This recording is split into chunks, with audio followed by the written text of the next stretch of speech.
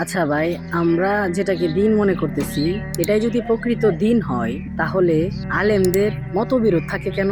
একই বিষয় নিয়ে এক একজন আলেমের এক একটা অপিনিয়ন, আর যে যারটাকে একেবারে একুরেট মনে করে নিজস্ব জায়গা থেকে নড়তেছে না চুল পরিমাণ। মানে ওইটাই অ্যাকুরেট এবং ওই জায়গা থেকে নড়ার আর কোনো ভাও নাই, তারা ওই জায়গাতেই বসে থাকে এরকম। হ্যাঁ, আচ্ছা, এটার পিছনে আপনি চিন্তা করেন যে আমরা যেটাকে দিন বলতেছি, দিন তো একটা সিস্টেম, সামগ্রিক একটা বিষয়।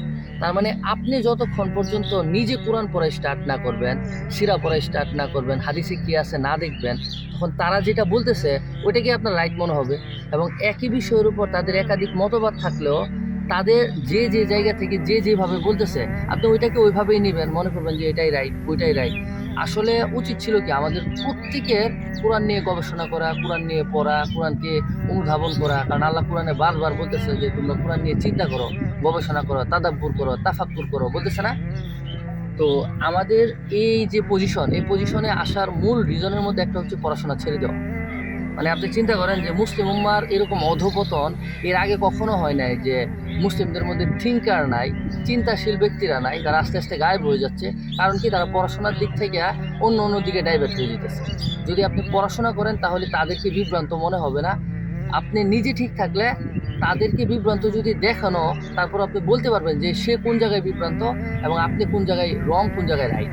কারণ আপনার নিজে তো জানতে হবে। এবং এই ব্যাপারে আল্লাহ তাআলা কোরআনে বলতেছে, ইত্তাখাযু আহবারহুম ওয়া রুহবানাহুম আরবাবাম মিন দুনিল্লাহ। তারা তাদের আলেমদেরকে খুদার আসনে বসায় রাখছে। মানে আল্লাহ তাআলার আয়াত যেভাবে আল্লাহ কোরআনে নাজিল করছে, তারা আলেমদের মতবাদ বা আলেমদের কথাকে কোরআনের আয়াতের মতো করে তারা নেয়। নাউযুবিল্লাহি মিন যালিক। আল্লাহর আয়াতের মতো করে তারা আলেমদেরকে নিয়ে নেয়। এটা রিজন কি? এটা রিজন হচ্ছে আপনি ওই জায়গা থেকে সরে আসছেন।